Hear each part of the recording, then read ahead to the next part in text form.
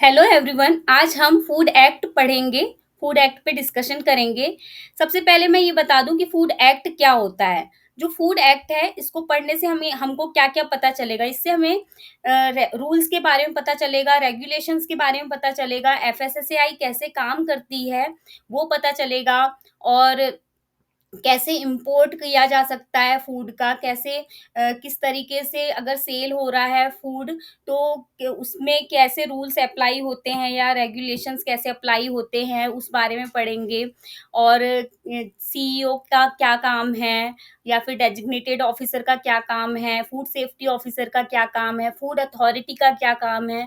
इसमें सबकी प्रोसीजर दी हुई है, और इसको पढ़ने के बाद आपको रेगुलेशन पढ़ना थोड़ा इजी पड़ेगा और रूल्स पढ़ना थोड़ा इजी पड़ेगा, क्योंकि एक्ट में पूरा बताया गया है कि रूल्स कैसे बनेंगे, रेगुलेशंस कैसे बनेंगे, और फूड अथॉरिटी कैसे काम करेगी, स्टेट फूड अथॉरिटी कैसे काम करेगी। मतलब पूरा इसमें बताया गया है कि कैसे एक पूरा सिस्टम वर्क करेगा, और इससे हमको पूरा ओवरव्यू तो मिल जाएगा कि किस तरीके से एफएसएसएआई काम करती है, स्टेट फूड अथॉरिटी काम करती है। तो स्टार्ट करते हैं, ठीक है। जो food safety and standard act है, ये कब आया? 23 अगस्त को। ये पार्लियामेंट से इसको प्रेसिडेंट का अप्रूवल मिल गया था, एसेंट मिल गया था, ठीक है। 24 अगस्त को ये पब्लिश हो गया, ठीक है। और ये जो एक्ट है, ये फूड रिलेटिंग लॉ को कंसोलिडेट करती है, एकत्रित करती है। पहले क्या था कि prevention of food adulteration act act था, ठीक है। उसके अलावा और कौन से ऑर्डर थे? Meat and meat product order, milk and milk product order, veg edible oil, ये सब ऑर्डर्स थे। तो ये सब अलग-अलग अपने-अपने स्टैंडर्ड मेंटेन करते थे। उनके मतलब क्या होता था कि जो फूड बिज़नेस ऑपरेटर होते हैं ना, जो फूड बिज़नेस चलाते हैं, वो अलग-अलग जगह से स्टैंडर्ड को देखते थे, कि प्रिवेंशन ऑफ फूड एडल्ट्रेशन से कुछ स्टैंडर्ड देखते थे, कुछ मीट प्रोडक्ट के स्टैंडर्ड देखते थे, कुछ मिल्क के देखते थे। तो इससे क्या होता था कि सब मिक्स हो जाता था, एक एक एक लॉ नहीं थी, ठीक है? तो इसमें क्या हुआ है कि फूड एक्ट आने के बाद ये सब एक्ट और ऑर्डर रिपील हो गए, ठीक है। और फिर एक एक्ट बना, और कौन सा एक्ट बना? फूड सेफ्टी स्टैंडर्ड एक्ट 2006, ठीक है। तो ये एक्ट पूरी जो फूड रिलेटिंग लॉ को कंसोलिडेट करता है और स्टेब्लिश करता है food safety and standard authority of India, जो कि स्टेब्लिश हो गई है। कब हुई? 2008 में, 5 सितंबर 2008, ठीक है। फिर क्या बोल अब जो food safety standard authority of India है, वो क्या करेगी? Lay down the science based standards. वो साइंस बेस्ड स्टैंडर्ड बनाएगी फॉर आर्टिकल ऑफ फूड, और रेगुलेट करेगी। क्या रेगुलेट करेगी food authority? Manufacture, storage, distribution, sale and import, ठीक है। अब यहाँ पर एक्सपोर्ट नहीं लिखा है, ठीक है। तो एक्सपोर्ट से रिलेटेड काम फूड अथॉरिटी का नहीं है, ठीक है। और to ensure availability of safe and wholesome food for human consumption. देखो, सबको फूड अवेलेबल करवाना ये फूड अथॉरिटी का काम नहीं है, लेकिन जो फूड अवेलेबल हो रहा है वो सेफ और होलसम होना चाहिए, ये काम फूड अथॉरिटी का है, ठीक है। तो availability of safe and wholesome food for human consumption and for matter concern therewith, ये सब नॉर्मल, ठीक है। तो हमने देख लिया कि फूड एक्ट कब आया? 23 अगस्त को पार्लियामेंट से इसको मतलब अप्रूवल मिल गया, प्रेसिडेंट का अप्रूवल मिल गया। 24 अगस्त को ये पब्लिश हो गया, और उसके बाद ये बाकी सब एक्ट और ऑर्डर को रिपील करके ये एक्ट बन गया अकेला, ठीक है। अच्छा, इसके बारे में मैं बता देती हूँ कि इसमें 101 सेक्शंस हैं। ये सेक्शंस लिखे हुए हैं, 1 2 3, ये सब सेक्शंस होते हैं, ठीक है। ये चैप्टर है, टोटल चैप्टर कितने हैं? 12 चैप्टर है, ठीक है। 12 चैप्टर, 101 सेक्शंस। और देखो, क्वेश्चन ऐसे भी आते हैं कि किस सेक्शन में क्या है, तो आपको पूरे 101 सेक्शन याद नहीं करने हैं, कुछ इंपॉर्टेंट सेक्शन याद करने हैं, क्योंकि ऐसे फालतू सेक्शन पूछे भी नहीं जाते। चैप्टर तो 12 याद कर ही सकते हैं, तो कोशिश करना याद कर लेना, ठीक है। तो हम पढ़ते हैं फूड एक्ट। अच्छा, 2 शेड्यूल भी हैं और एक में ज़ोन्स दिया हुआ है और एक में जितने भी एक्ट और ऑर्डर रिपील हुए हैं वो दिया हुआ है। तो मैं आपको वो भी दिखा देती हूँ कि जो शेड्यूल होते हैं वो कैसे हैं, ठीक है? हुँ। ये है सेकंड शेड्यूल है। इसमें देखो कौन-कौन से एक्ट और ऑर्डर को रिपील करके ये एक्ट बना है। तो the prevention of food adulteration act 1954, ये क्वेश्चन आता है कि पीएफए एक्ट कब आया था, 1954 को आया था, ये याद कर लेना। फ्रूट प्रोडक्ट ऑर्डर कब आया था, 1955 को। ये सब को रिपील करके एक एक्ट बना है फूड एक्ट। अब ये सब ऑपरेशन में नहीं है, जबकि फूड एक्ट जो है वो ऑपरेशन में है, ठीक है? तो देखते हैं कौन-कौन से याद करो। Prevention of food adulteration act 1954, ठीक है? ये 1954 में आया था और फ्रूट प्रोडक्ट ऑर्डर 1955 में आया था। मीट फूड प्रोडक्ट ऑर्डर 1973 में आया था।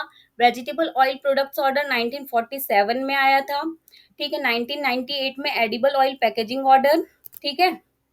और solvent extraction oil, de oil, meal and edible flour order 1967 में। Milk and milk product order 1992 में, ठीक है? अच्छा, इसेंशियल कमोडिटीज एक्ट जो है उसमें जितने भी ऑर्डर हैं फूड से रिलेटेड वो भी इस शेड्यूल में आ जाएंगे। तो मतलब अगर क्वेश्चन आता है कि कितने एक्ट और ऑर्डर रिपील हुए थे, ये बहुत नॉर्मल क्वेश्चन है, आ जाता है, तो आपको कितने लिखना है, 7 लिखना है, ठीक है? 8th में तो इसेंशियल कमोडिटी एक्ट में जितने भी ऑर्डर हैं वो और आ जाएंगे। इस तरीके से लिखा हुआ है, तो इसमें आंसर तो 7 ही आएगा, ठीक है? ये क्वेश्चन आ सकता है जैसे milk and milk product order कब आया था, 1992 में आया था, ठीक है? चलो, और शेड्यूल फर्स्ट देख लेते हैं। इसमें 5 जोन्स हैं। ये देखो, ये फर्स्ट शेड्यूल क्या है, जोन दिया हुआ है, अलग अलग जोन में कौन कौन सा एरिया डिवाइडेड है। ये नहीं पूछा जाता, ये क्वेश्चन नहीं आता है कि किस जोन में कौन है। ये शायद ही आए, शायद क्या आएगा ही नहीं इनफैक्ट, ठीक है? फिर भी अगर किसी का मन है याद करने का तो कर लेना। चलो अब फिर हम एक्ट पर फिर से जाते हैं, नॉर्मल एक्ट पढ़ते हैं, ठीक है? हम्म, ठीक। जो एक्ट है इसको food safety and standard act 2006 भी बोल सकते हैं, बोलते ही हैं इनफैक्ट, ठीक है? ये एक्ट जो है पूरे इंडिया में मतलब पूरे इंडिया में लागू होगा, ठीक है? और ये कब आएगा, जब सेंट्रल गवर्नमेंट अपने ऑफिशियल गैजेट में इसका नोटिफिकेशन लाएगी, मतलब वही 23 अगस्त में। ये वैसे भी पब्लिश हो चुका है, तो अभी 2006 में ही पब्लिश हो गया है, तो अब ये आ चुका है, तो इस बारे में क्या ही डिस्कस करना, ठीक है? और ये तो कुछ काम का नहीं है सेकंड वाला। Third, definitions. डेफिनेशंस अगर हम पढ़ेंगे तो बहुत सारी डेफिनेशंस हैं, फिर हम पूरा एक्ट नहीं पढ़ पाएंगे। तो डेफिनेशन हम जल्दी जल्दी देख लेते हैं थोड़ा, ठीक है? एडल्ट्रेंट, ये बहुत बार मैंने क्वेश्चन पूछ चुकी हूँ। एडल्ट्रेंट क्या होते हैं, जो फूड को अनसेफ बनाते हैं, सब स्टैंडर्ड बनाते हैं, मिस ब्रांडेड बनाते हैं। और इसमें एक्सट्रीनियस मैटर जो है, एक्सट्रीनियस मैटर उसको भी इंक्लूड किया जाता है एडल्ट्रेंट में, ठीक है? जैसे अब बोला जाए कि राइस है, राइस में वो है, कंकड़ है, ठीक है? तो एक्सट्रीनियस मैटर है, तो ये भी एडल्ट्रेशन में ही आ जाएगा, ठीक है? बाकी अनसेफ बनाने में क्या हो गया, जैसे कि यूरिया है मिल्क में, तो फूड को अनसेफ बना दिया उसने, ठीक है? सब स्टैंडर्ड मतलब जो नॉर्मल क्वालिटी है उससे कम क्वालिटी, मिल्क में पानी मिला देना, सब स्टैंडर्ड बना देना उसको, ये इसका एग्जाम्पल है, ठीक है? तो एडल्ट्रेंट क्या होते हैं, फूड को अनसेफ बनाते हैं, सब स्टैंडर्ड बनाते हैं, मिसब्रांडेड कर बनाते हैं, और एक्सट्रीनियस मैटर भी इंक्लूडेड है एडल्ट्रेंट में। लेकिन एक्सट्रीनियस मैटर की जब हम डेफिनेशन देखते हैं तो वो फूड को अनसेफ नहीं बनाती, जबकि एडल्ट्रेंट फूड को अनसेफ बनाते हैं, ठीक है? फिर क्या बोल रहा है, एडवर्टीजमेंट क्या होता है, ऑडियो विजुअल रिप्रेजेंटेशन, किसी भी तरीके का रिप्रेजेंटेशन, स्मोक के थ्रू हो या गैस के थ्रू हो, साउंड के थ्रू हो, इस तरीके से अपने प्रोडक्ट को पब्लिश करना, बताना, रिप्रेजेंट करना, ठीक है? इसको एडवर्टीजमेंट बोलते हैं। सबने देखे होंगे एडवर्टीजमेंट, है ना, टीवी में। अब चेयरपर्सन, चेयरपर्सन कौन है? Chairperson of food authority. अच्छा। फिर क्लेम क्या होता है? कोई भी टाइप का रिप्रेजेंटेशन जो ये मतलब स्टेट करे, सजेस्ट करे, इम्प्लाई करे कि फूड जो है पर्टिकुलर क्वालिटी का है और इस ओरिजिन किस किस ओरिजिन का है, इंडिया का है, ऑस्ट्रेलिया का है, कहाँ का है, ठीक है। न्यूट्रिशनल प्रॉपर्टीज क्या है, नेचर, प्रोसेसिंग किस टाइप की, प्रोसेसिंग किस टाइप की हुई है, कंपोजिशन, अदरवाइज जो भी मतलब क्लेम करते हैं ना कि हमने मतलब बिल्कुल प्रोसेस्ड नहीं है, बिल्कुल नेचुरल है, ठीक है, या तो इस बहुत न्यूट्रिशनली बहुत रिच है, इस टाइप के क्लेम करते हैं। जीरो ऑयल है, ठीक है, शुगर फ्री है, इस टाइप के क्लेम होते हैं। तो ये रिप्रेजेंटेशन, इसी को क्लेम कहा जाता है, ठीक। ये सब डेफिनेशंस आती है, क्वेश्चन पूछे जाते हैं, थोड़ा घुमाकर पूछे जाते हैं, इसीलिए डेफिनेशंस को एज इट इज याद करना है, इनफैक्ट मतलब समझ लेना है अच्छे से। Commissioner of food safety, commissioner of food safety means commissioner of food safety appointed under section 30। अब इसमें क्वेश्चन क्या बन जाएगा कि कमिश्नर ऑफ फूड सेफ्टी किस सेक्शन में अपॉइंट होते हैं? तो सेक्शन 30 में, ठीक। कंज्यूमर, कंज्यूमर क्या होता है? ये क्वेश्चन आ चुका है, पता है, पीवाईक्यू है ये, कि कंज्यूमर क्या मतलब क्या है? कंज्यूमर ऐसा पर्सन और फैमिली जो परचेस करती है फूड को या तो रिसीव करती है। देखो, या तो वो फूड को खरीद ले या तो भंडारे में खाना खा ले, ठीक है। रिसीव कर रहे हैं मतलब कोई दे रहा है ना फूड बिना पैसे के, ऐसे भी, तो वो वाला भी केस है इसमें, ठीक है। तो consumer means person and family purchasing and receiving food in order to meet their personal need. अपनी पर्सनल नीड को पूरी करने के लिए फूड को खरीद रहे हैं या तो उनको फूड मिल रहा है, ठीक है, वो कंज्यूमर होते हैं। अब कंटामिनेंट, कंटामिनेंट क्या होते हैं? कोई भी सब्सटेंस, ठीक है, जो ऐड किए भी जाते हैं और नहीं भी ऐड किए जा सकते हैं, ठीक है। जरूरी नहीं है कि उसको इंटेंशनली, कई लोग तो फालतूपन करते हैं, जैसे अब इंटेंशनली एडिशन अगर कर रहे हैं तो वो तो एडल्ट्रेशन हो जाता है ज्यादातर। लेकिन अभी इसमें भी देख लेते हैं डेफिनेशन में, ठीक है। वेदर और नॉट एडेड टू फूड, ठीक है, but which is present in food, ठीक है, फूड में वो प्रेजेंट है, या तो उसी फॉर्म में प्रेजेंट है जिस फॉर्म में उसको मिलाया गया है, ठीक है, या तो थोड़ा चेंज हो गया है, और या तो उस रीजन से उस फूड में है, प्रोडक्शन के टाइम पे गलती से चला गया है ना, या तो मैन्युफैक्चरिंग के टाइम पे, प्रोसेसिंग के टाइम पे जो पैकेज वगैरह होते हैं ना, वो चले गए गलती से फूड में as a result of environment contamination. हाँ, इन्वायरमेंट कंटामिनेशन के कारण भी चला गया या तो, ठीक है। लेकिन अब देखो कंटामिनेंट में क्या नहीं आता, ठीक, कंटामिनेंट में क्या नहीं आता, तो उसमें इंसेक्ट फ्रेगमेंट नहीं आते, डज नॉट इंक्लूड, ये ना आप अंडरलाइन कर लो, क्योंकि ये क्वेश्चन बनता है कि कंटामिनेंट में क्या इंक्लूड नहीं होता। तो क्या इंक्लूड नहीं होता? इंसेक्ट फ्रेगमेंट्स जो हैं वो कंटामिनेंट में नहीं आते, रोडेंट हेयर्स जो है वो कंटामिनेंट का एग्जाम्पल नहीं है, और एक्सट्रीनियस मैटर भी कंटामिनेंट का एग्जाम्पल नहीं है। जबकि एडल्ट्रेशन में देखा था, एडल्ट्रेंट में देखा था, तो उसमें क्या था? एक्सट्रीनियस मैटर उसके एग्जाम्पल था, लेकिन कंटामिनेंट के केस में एक्सट्रीनियस मैटर जो है वो कंटामिनेंट का एग्जाम्पल नहीं है, ठीक है। तो क्वेश्चन आएगा कि contaminant does not include insect fragment, rodent hair and other extraneous matter, ये सब इंक्लूड नहीं करता, ठीक। डेजिग्नेटेड ऑफिसर कौन है? डेजिग्नेटेड ऑफिसर सेक्शन 36 में अपॉइंट होते हैं, वहीं पे सेक्शन 37 में फूड सेफ्टी ऑफिसर अपॉइंट होते हैं, ठीक है। अब देखो, जो डेजिग्नेटेड ऑफिसर है ना, वो फूड सेफ्टी ऑफिसर के ऊपर की पोस्ट है, ठीक, और उनसे भी ऊपर की पोस्ट क्या है? Commissioner of food safety. तो ऐसे आप याद रख सकते हो कि सबसे पहले कमिश्नर ऑफ फूड सेफ्टी आ गए सेक्शन 30 में, फिर 36 में आ गए डेजिग्नेटेड ऑफिसर, फिर डेजिग्नेटेड ऑफिसर के जस्ट बाद कौन आ गए? फूड सेफ्टी ऑफिसर, ठीक। एक्सट्रीनियस मैटर, अब देखो एक्सट्रीनियस मैटर क्या होते हैं? Matter contain in article of food which may be carried from raw material. देखो, रॉ मटेरियल से आ गया, पैकेजिंग मटेरियल से आ गया, प्रोसेस सिस्टम से किसी भी तरीके से उसमें चला गया, यूज्ड फॉर इट्स मैन्युफैक्चर और which is added to it, ठीक है। मैन्युफैक्चरिंग के लिए यूज हो रहा था और वो फूड में चला गया, ठीक है? वो फूड का पार्ट नहीं है, लेकिन वो चला गया। But such matter does not render such article of food unsafe, ठीक है? ये बात नोट कर लो कि एक्सट्रेनियस मैटर फूड को अनसेफ नहीं बनाता है, ठीक है? ये क्वेश्चन पूछा जा सकता है। नेक्स्ट, अब क्या होता है, फूड क्या है? प्रोसेस्ड है, अनप्रोसेस्ड है, किसी भी टाइप का ठीक है? और ह्यूमन कंजप्शन के लिए है प्राइमरी फूड। अब जेनेटिकली मॉडिफाइड फूड भी आ गया उसमें, ठीक है? और इन्फेंट फूड भी हो गया, पैकेज ड्रिंकिंग वाटर भी हो गया, अल्कोहलिक ड्रिंक भी हो गया, च्युइंग गम वगैरह, सब ये सब फूड हैं, ठीक है? लेकिन क्या फूड नहीं है? अब ये देखते हैं। But does not include animal feed. अब देखो, जो चारा इनको खिलाते हैं एनिमल को, वो आप थोड़ी खाएंगे, तो वो फूड में नहीं आता। लाइव एनिमल, ठीक है?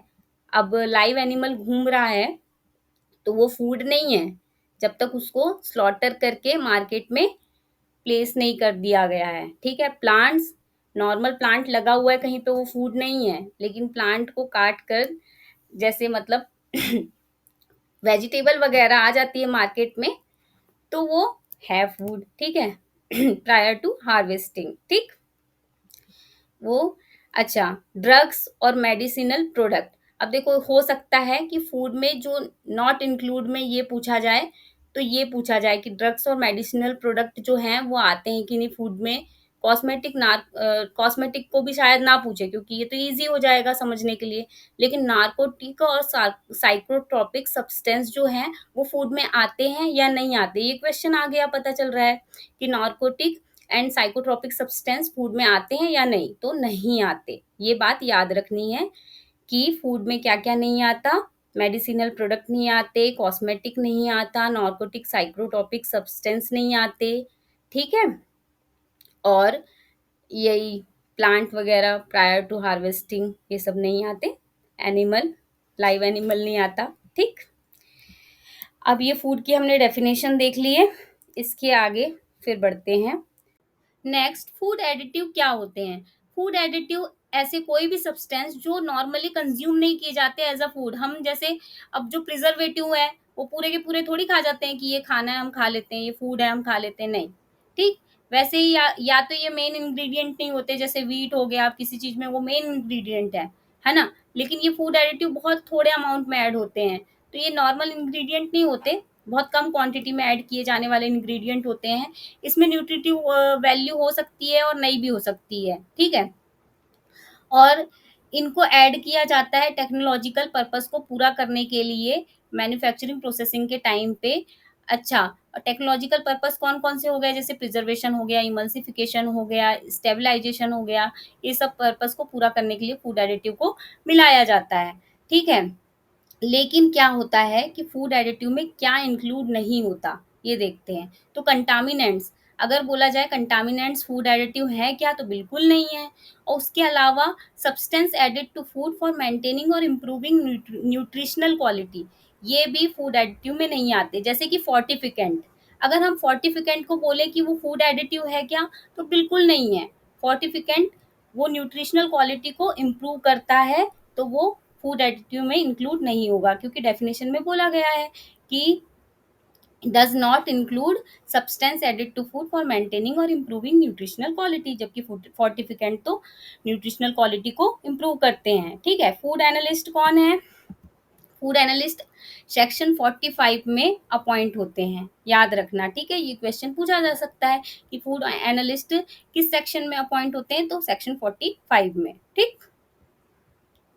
फूड अथॉरिटी जो है, वो सेक्शन 4 में फूड अथॉरिटी के बारे में सब कुछ बताया गया है। अभी हम कौन से सेक्शन को पढ़ रहे हैं? सेक्शन 3 पढ़ रहे हैं। सेक्शन 3 में हम क्या पढ़ रहे हैं? डेफिनेशन पढ़ रहे हैं। Next, food business. Food business मतलब कोई भी बिजनेस जो कि प्रॉफिट के लिए हो या फिर ना हो प्रॉफिट के लिए। जैसे नॉन प्रॉफिट ऑर्गेनाइजेशन होते हैं ना, जो फूड प्रोवाइड करते हैं, तो वो भी फूड बिजनेस में ही आ जाएंगे, ठीक है? इसीलिए जो बहुत सारी ऑर्गेनाइजेशन होती है जो सिर्फ फूड को ऐसे ही मतलब प्रोवाइड कराती है, उनको भी स्टैंडर्ड फॉलो करना होता है। एंड ये पब्लिक भी हो सकती है और प्राइवेट भी हो सकती है, ठीक है? Carrying out any of activities relating to, देखो मैन्युफैक्चर से रिलेटेड हो या प्रोसेसिंग से, पैकेजिंग से, स्टोरेज से, ट्रांसपोर्ट से, डिस्ट्रीब्यूशन से, इंपोर्ट से। यहाँ देखो एक्सपोर्ट नहीं लिखा है, जो काम वही ना जिसको रेगुलेट करती है एफएसएसएआई, यही सब चीजों को रेगुलेट करती है। वैसे ही फूड बिजनेस भी जो ये सब काम करेंगे वो सब फूड बिजनेस ऑपरेटर इसमें आ जाएंगे। Include food services, catering services, ये भी फूड बिजनेस में आएंगे। और फूड इंग्रेडिएंट भी अगर कोई बेच रहा है तो वो भी फूड बिजनेस ऑपरेटर होगा, ठीक है? अब फूड बिजनेस ऑपरेटर क्या है? जो फूड बिजनेस चलाता हो, ठीक है? लेकिन क्या होगा कि वो रिस्पॉन्सिबल भी होगा, जो भी कंप्लायंस है ना उसके लिए, फूड एक्ट को कंप्लाई करने के लिए, रेगुलेशन को, ये सब के लिए की रिस्पॉन्सिबिलिटी किस पर आएगी? फूड बिजनेस ऑपरेटर पे आएगी। फूड लैब क्या है? कोई भी लैब और इंस्टीट्यूट जो कि सेंट्रल या स्टेट गवर्नमेंट इस्टेब्लिश करे, या तो कोई प्राइवेट एजेंसी भी हो सकती है जो कि एनएबीएल से एक्रेडिटेड हो, है ना? या फिर इक्विवेलेंट कोई एक्रेडिटेशन एजेंसी है उससे एक्रेडिटेड हो, तो वो फूड लैब कहलाएगी और रिकॉग्नाइज की गई हो by food authority under section 43। अब देखो ये भी क्वेश्चन पूछा जा सकता है कि फूड लैब को रिकॉग्नाइज किस सेक्शन में किया गया था, तो सेक्शन 43 में उस बारे में डिस्कशन हुआ था, ठीक है? अब मैंने अलग अलग टाइप की फूड लैब भी बताई है कि रिफरल लैब होती है, रेफरेंस लैब होती है और एनएबीएल लैब होती है ना? तो वो भी आप देख लेना एक बार, एक रेगुलेशन में मैंने पढ़ाया हुआ है, ठीक है, फूड लैब के बारे में। फूड सेफ्टी, फूड सेफ्टी मतलब ये बात को एश्योर करना कि food is acceptable for human consumption according to its intended use. जो भी पर्पस के लिए फूड को कंज्यूम किया जा रहा है तो वो एक्सेप्टेबल है कि नहीं ह्यूमन कंजप्शन के लिए, अनसेफ तो नहीं है, ये फूड सेफ्टी कहलाती है। नेक्स्ट, फूड सेफ्टी ऑडिट क्या है? देखो फूड सेफ्टी ऑडिट सिस्टमैटिक और फंक्शनली इंडिपेंडेंट एग्जामिनेशन है। किस चीज का एग्जामिनेशन? फूड सेफ्टी मेजर्स का। और ये फूड सेफ्टी मेजर कौन अडॉप्ट करता है? Food manufacturing unit. और इसका एग्जामिनेशन किया जाएगा और देखा जाएगा कि ये जो मेजर्स हैं, ठीक है, और उसके रिजल्ट्स हैं वो ऑब्जेक्टिव से मीट कर रहे हैं कि नहीं फूड सेफ्टी के। मतलब अगर कोई फूड मैन्युफैक्चरिंग यूनिट कोई मेजर्स ले रही है, ठीक है, फूड सेफ्टी मेजर्स, और वो फूड सेफ्टी प्रोवाइड कर रहे हैं कि नहीं, ठीक है, वो ऑब्जेक्टिव को फुलफिल कर रहे हैं कि नहीं वो मेजर्स फूड सेफ्टी के। और जो उनने क्लेम की है, फूड इंडस्ट्री जो क्लेम कर रही है कि हम जो मेजर्स ले रहे हैं इससे बहुत अच्छे से फूड की सेफ्टी हो रही है, तो क्या ये सही बोल रहे हैं? इन चीज का इंडिपेंडेंट एग्जामिनेशन है फूड सेफ्टी ऑडिट, ठीक? फूड सेफ्टी मैनेजमेंट सिस्टम क्या है?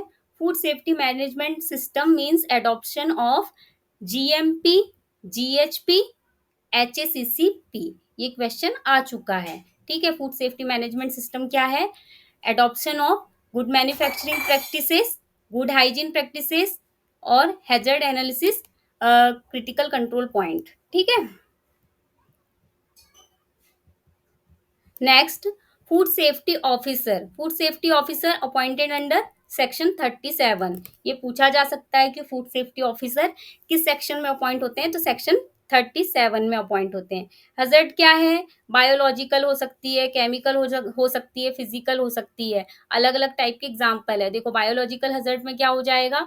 माइक्रोब्स हो जाएंगे, ठीक है, जो स्पॉइल कर देते हैं फूड को, और हम फूड खा ले तो हम बीमार हो जाएंगे, ठीक है।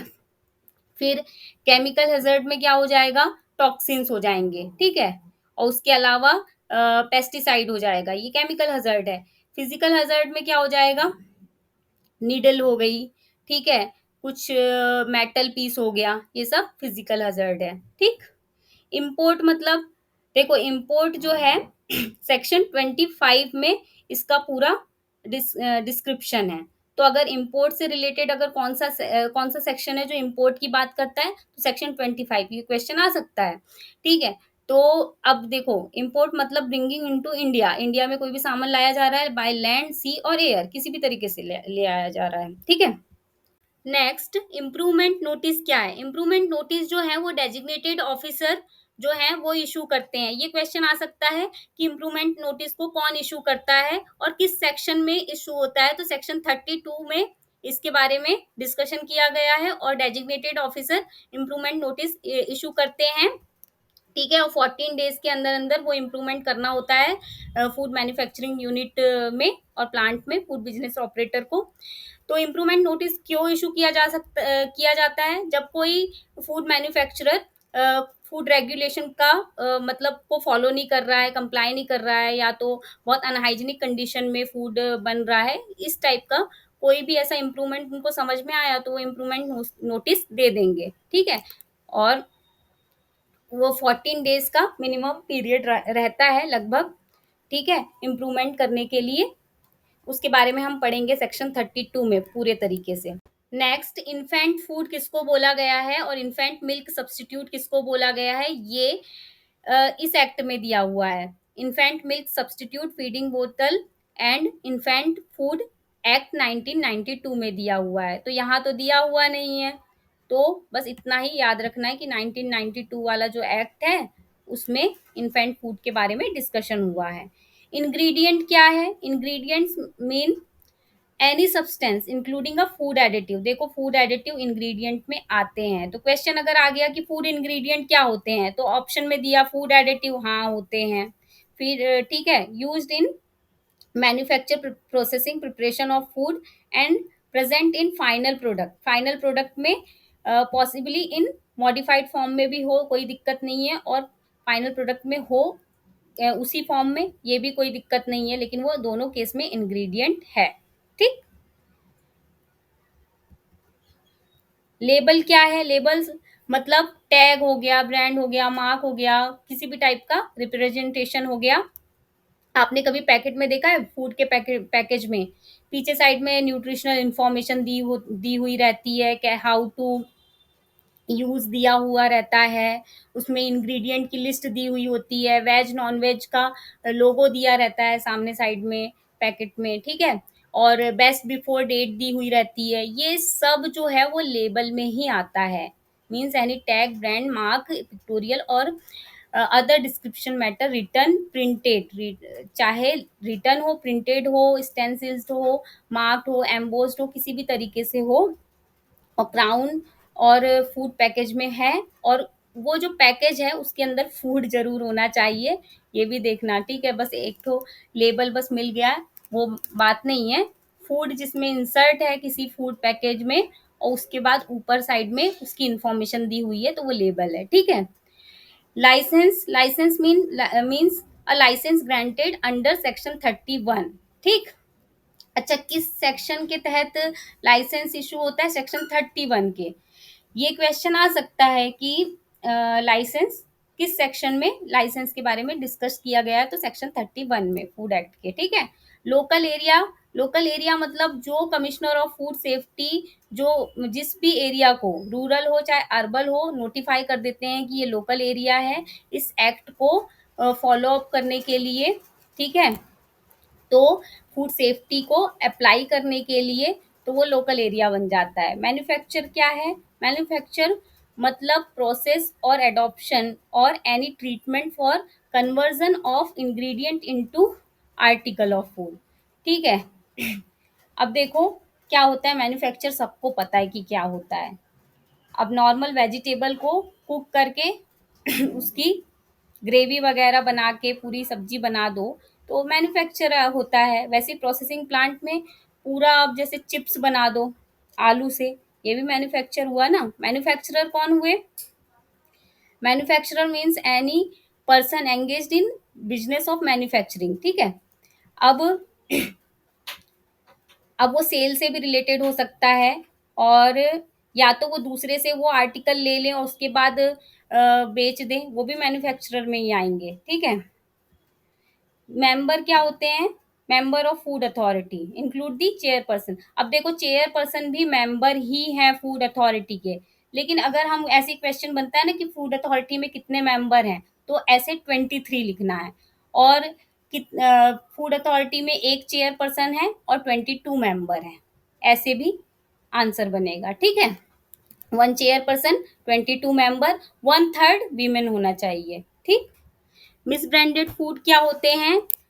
अच्छा, अब मिस ब्रांडेड में बहुत सारा अच्छा बड़ा-सा डिस्क्रिप्शन है, ठीक है? तो मिस ब्रांडेड फूड में क्या होता है कि अगर किसी फूड को ऑफ़र किया गया, प्रमोट किया गया सेल के लिए, फ़ाल्स और मिसलीडिंग और डिसेप्टिव क्लेम ल डाल के। अब फ़ाल्स डिसेप्टिव क्लेम कैसा हो सकता है कि बोला कि ज़ीरो ऑयल है, ठीक है? और उसमें ऑयल हो, तो ये डिसेप्टिव हुआ, धोखाधड़ी हुई ना, तो ये मिस ब्रांडिंग है, ठीक है?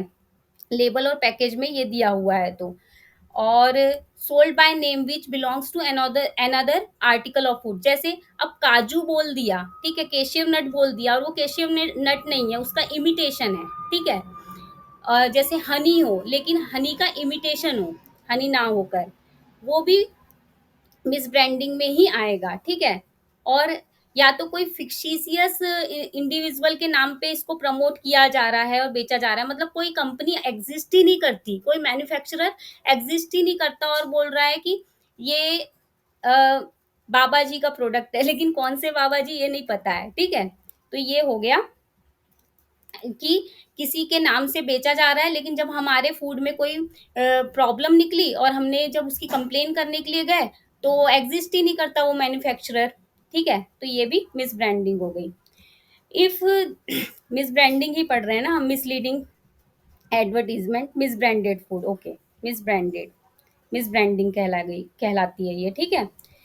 अब दूसरा, if article is sold in package which have been sealed or prepared by at the instance. अब देखो, अब जो मैन्युफैक्चरर है वो है, ठीक है, और एड्रेस भी है मैन्युफैक्चरर का, मैन्युफैक्चरर भी एग्जिस्ट करता है, लेकिन आर्टिकल जो है वो इमिटेशन है, नकल है किसी की, ठीक है? घी घी ना होकर डालडा बेचा जा रहा है, ठीक है? वेजिटेबल ऑयल बेचा जा रहा है, हाइड्रोजनेटेड, और उसमें फ्लेवर ऐड कर दिया गया है, तो ये इमिटेशन है घी का, ठीक है? लेकिन ऐसा भी है कि उसमें मैन्युफैक्चरर का नाम भी दिया हुआ है, एड्रेस भी दिया हुआ है, सब कुछ सही है, लेकिन खुद प्रोडक्ट गलत है, ठीक? इस केस में भी मिसब्रांडेड फूड है वो, ठीक? Package containing article or label on package bear any statement design regarding ingredient or substance content there which is false, ठीक है? फॉल्स बताया गया कि ये पैकेज में ये फूड है, वो फूड है, और सब गलत दिया हुआ है, ठीक है? Article is offered for sale as the product of any place country which is false. अब देखो, कोई कौन सी कंट्री का ओरिजिन है तो उसमें गलत बता दिया गया है, बता रहा है एग्जॉटिक फूड है लेकिन है नहीं, है ना? तो ये भी गलत है। If the article contain in package contains any artificial flavour, देखो ये भी मिस ब्रांडेड फूड में आता है कि अगर कोई आर्टिफिशियल फ्लेवर मिलाया गया है, कलर मिलाया गया है, प्रिजर्वेटिव मिलाया गया है, लेकिन उस बारे में बताया नहीं गया कि इसमें मिलाया गया है, तो ये भी मिस ब्रांडिंग है। फिर जो food for special dietary uses वगैरह जो होते हैं न्यूट्रासिटिकल, उसमें भी आप ना बताएं कि ये न्यूट्रासिटिकल है या फिर food for special dietary uses हैं, या फोर्टिफिकेशन हुआ है, तो ये भी मिस ब्रांडिंग में ही आएगा, ठीक है? और पूरा क्लियर तरीके से कोई इन्फॉर्मेशन नहीं दी गई है, करेक्टली नहीं दी गई है, ठीक है? और लिमिट वगैरह नहीं बताई गई है कि किस लेवल पे चीज़ों को ऐड किया गया है, तो भी ये भी मिस ब्रांडिंग में ही आएगा, ठीक? ये मिस ब्रांडिंग की डेफिनेशन थी। इसको ऊपर से नीचे तक एक बार और पढ़ लेना, जो मैंने बताया इसको फिर से आप देखना, ठीक है? और ये एक्ट मेरे पढ़ाने के बाद एक बार आपको खुद से भी पढ़ना है। Notification means notification published in official gazette, मतलब आप जो एफएसएसआई की साइट में जाते हैं ना और देखते हैं अभी क्या-क्या नोटिफिकेशन आया है, वही है, ठीक है? पैकेज मतलब प्री पैक्ड बॉक्स, बोतल, कैस, आपने पैकेज देखा है ना, वही है ये। इसकी डेफिनेशन शायद ही पूछे ही ना, ठीक? Premises include any shop, stall, hotel, restaurant, ये सब प्रेमिसेस में आ जाएगा, ठीक है? व्हीकल को भी बोला गया है, जैसे व्हीकल में कई बार फूड बेचा जाता है ना, उसको भी वेसल, ठीक? ये क्वेश्चन अगर आ गया तो हो सकता है आप लोग व्हीकल और वेसल को ना लगाएँ ऑप्शन में, ठीक है? लेकिन फूड अगर सोल्ड किया जा रहा है व्हीकल और वेसल में, तो उसको भी प्रेमिसेस में ही इंक्लूड किया जाएगा। Okay? Prescribed means prescribed by rules made by central government और द स्टेट गवर्नमेंट, ठीक? मतलब ऐसे इस एक्ट में ये प्रिस्क्राइब्ड वर्ड यूज़ किया जाएगा, तो उसका मीनिंग क्या है, वो ये बताया जा रहा है कि सेंट्रल गवर्नमेंट ने जो बताया है वो, ठीक है? रूल्स के थ्रू। नेक्स्ट प्राइमरी फूड मतलब क्या है? प्राइमरी फूड मतलब वो फूड है जो एज़ इट इज़ अपने फॉर्म में है, जैसे मिल्क, ठीक है? उसकी कोई प्रोसेसिंग नहीं की गई, ठीक है? या तो पैडी हो गया, ठीक है? फ्रूट्स हो गए, ठीक है? तो ये अपने पूरे नेचुरल फॉर्म में है तो वो प्राइमरी फूड है। लेकिन वो हमको किसी और पर्सन से मिले हैं अदर देन फार्मर और फिशरमैन से। क्योंकि ये जो फार्मर और फिशरमैन है ना, उन पे ये फूड एक्ट जो है अप्लाई नहीं होता है और फूड रेगुलेशन अप्लाई नहीं होते हैं। इनको जो फूड एक्ट और रेगुलेशन को फॉलो नहीं करना होता है फार्मर और फिशरमैन को, ठीक है?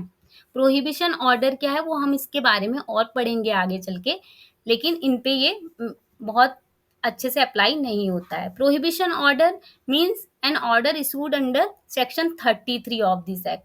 प्रोहिबिशन ऑर्डर कौन इशू करता है? तो ये कोर्ट इशू करती है और emergency prohibition order commissioner of food safety issue करते हैं, ठीक है? ये प्रोहिबिशन ऑर्डर है। प्रोहिबिशन ऑर्डर सेक्शन 33 में इशू होता है और इमरजेंसी प्रोहिबिशन ऑर्डर सेक्शन 34 में इशू होता है, ठीक? आगे की डेफिनेशंस हम नेक्स्ट वीडियो में देखेंगे और सेक्शंस भी नेक्स्ट वीडियो में देखेंगे और कोशिश करना है कि अभी तक जो मैंने पढ़ाया है वो आपको पूरा याद हो जाए क्योंकि डेफिनेशन से बहुत क्वेश्चन आते हैं। Thank you all for watching this video. अगर आपको वीडियो अच्छा लगे तो वीडियो को लाइक करें और चैनल को सब्सक्राइब करें।